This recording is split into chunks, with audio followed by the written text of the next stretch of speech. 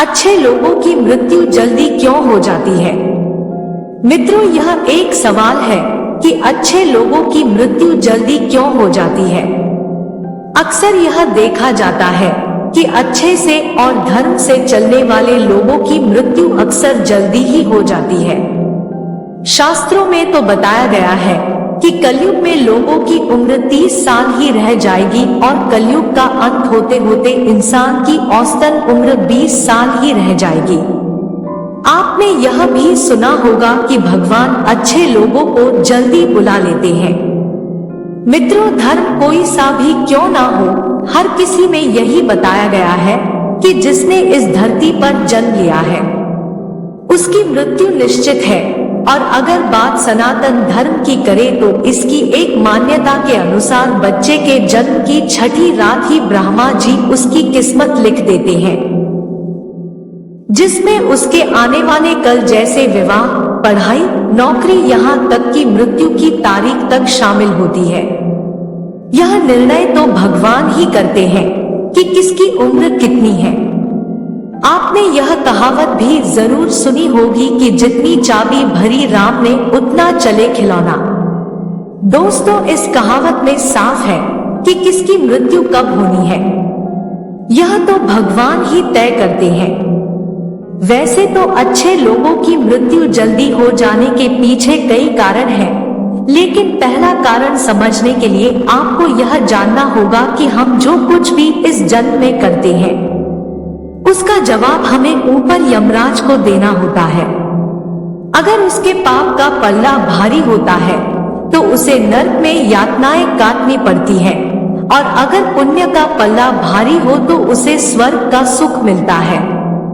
और यही चक्र कई युगों तक चलता रहता है, जब तक उसे मोक्ष की प्राप्ति नहीं हो जाती। इस मृत्युलोक में हर कोई अपने किए की सजा ही भुगतने के लिए आता है। कोई आत्मा इंसान बनती है तो कोई जानवर के शरीर में प्रवेश करती है। ये उसके संचित कर्मों के आधार पर ही तय होता है। इसके अलावा उसे जन्म देने वाले माता पिता के संस्कार भी उसके अंदर आते हैं। इसके बाद वो जो कर्म करेगा उसके हिसाब से उसे पुण्यात्मा या फिर दुरात्मा कहा जाता है। अब यही पुण्य आपकी मृत्यु की तारीख को भी बदल देते हैं। जिस तरह से एक जज जेल में रहने वाले कैदी के व्यवहार को देख उसकी सजा कम कर देता है, ठीक उसी तरह भगवान भी देखते हैं कि इंसान मृत्युलोक में जाने के बाद अच्छे कर्म कर रहा है और उसे अपने किए की सजा मिल चुकी है। और जब उन्हें लगता है कि अब उसे मृत्युलोक में नहीं रहना चाहिए, तब वो उसे बुला लेते हैं। भगवान के दंड विधान के अनुसार हर व्यक्ति को केवल उतना ही दंडित किया जाना चाहिए जितना उसके पाप किया है। अब क्योंकि अच्छे लोगों के पाप कर्म बुरे लोगों के पाप कर्मों की तुलना में अधिक होते हैं, इसलिए अच्छे लोग अपने पापों का फल जल्दी ही भुगत लेते हैं। हिंदू धर्म में मान्यता है कि भगवान हर अच्छे आदमी को किसी ना किसी उद्देश्य के साथ ही इसे मृत्युलोक में भेजते हैं, और भगवान का अपना अवतार उन्हीं उद्देश्यों में शामिल है। इसीलिए जब वो उद्देश्य जल्दी पूरे हो जाते हैं तब भगवान उन्हें वापस बुला लेते हैं। अर्थात अच्छे लोगों की मृत्यु उनके अच्छे कर्मों पर ही निर्भर करती है।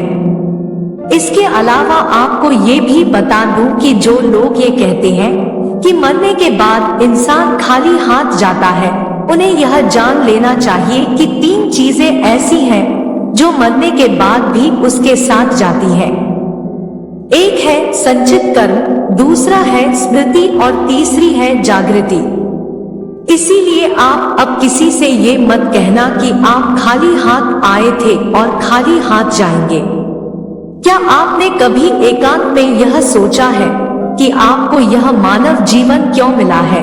तो दोस्तों, महाभारत में युधिष्ठिर महाराज के एक प्रश्न के उत्तर में भीष्म पितामह ने कहा था कि मनुष्य से बढ़कर कोई भी जीव नहीं है। आपको यह जानकर आश्चर्य होगा कि 84 लाख योनियों के बाद हमें मनुष्य जीवन मिलता है और संसार के सभी प्राणियों में मनुष्य ही सबसे श्रेष्ठ है। इसकी वजह है मनुष्य में सत्य एवं असत्य का विवेक कराने वाली हमारी बुद्धि का होना। लेकिन इस धरती पर हम दुनियादारी के चक्र में कुछ इस तरह फंस जाते हैं कि हमारी बुद्धि सीमित दायरे में ही सिमट कर रह जाती है।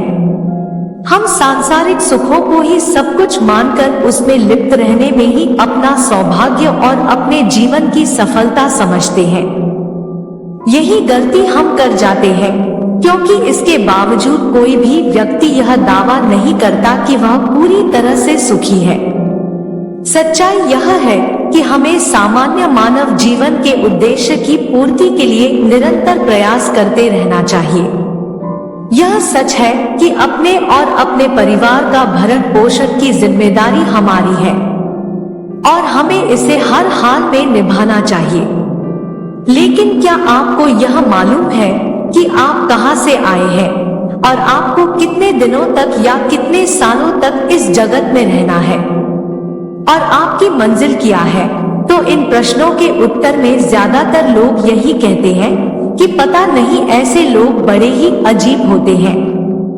वो यात्रा तो कर रहे होते हैं पर यात्रा के संबंध में उन्हें कुछ जानकारी नहीं होती। उन्होंने मानव जीवन पाया है लेकिन उन्हें अपने जीवन का लक्ष्य मालूम नहीं होता। हमारे आपके जीवन का मतलब है एक उद्देश्य खोज लेना और अपने भीतर शांत रहना।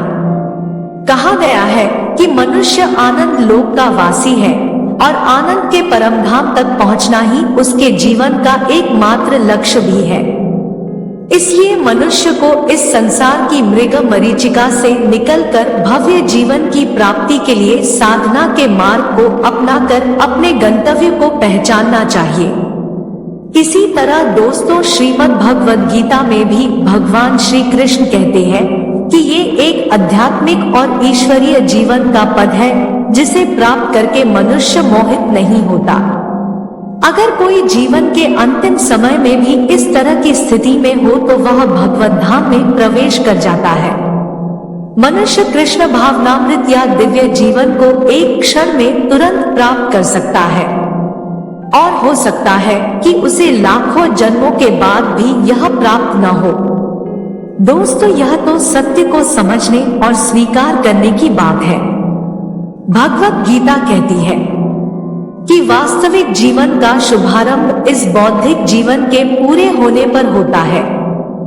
दोस्तों, इन सभी बातों से यह तो स्पष्ट होता है कि हम सभी एक निश्चित समय के लिए धरती लोक पर आते हैं और कुछ विशेष कर्मों को करने के लिए आते हैं।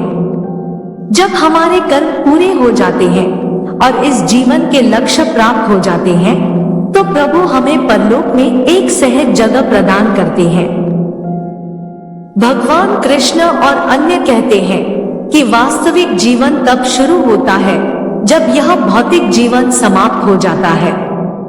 मित्रों, जो लोग सदाचारी होते हैं और जीवन में अच्छे कर्म किए होते हैं वे वास्तव में विशेष होते हैं। जब उनकी मृत्यु का समय निर्धारित हो तो दोस्तों, उनको इस दुनिया को छोड़कर आगे की यात्रा जारी रखनी होती है। ऐसी ही और वीडियो देखने के लिए हमारे इस चैनल ज्ञान की गंगा को सब्सक्राइब करें। धन्यवाद। हर हर महादेव।